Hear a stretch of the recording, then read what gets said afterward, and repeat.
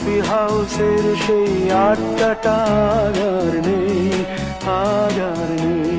নিখিলেশ প্যারিসে, মইদুল ঢাকাতে, নেই তারা আজ কোনো খবরে।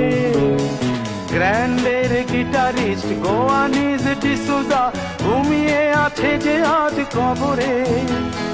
কাকে যেন ভালোবেসে আঘাত পেয়ে যে শেষে পাগলা গারদে আছে রমা রায়।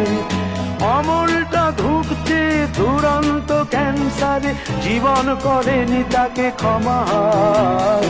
সুজাতাই আজ শুধু সবচেয়ে সুখে আছে, শুনেছি তো লাখপতি স্বামীদার।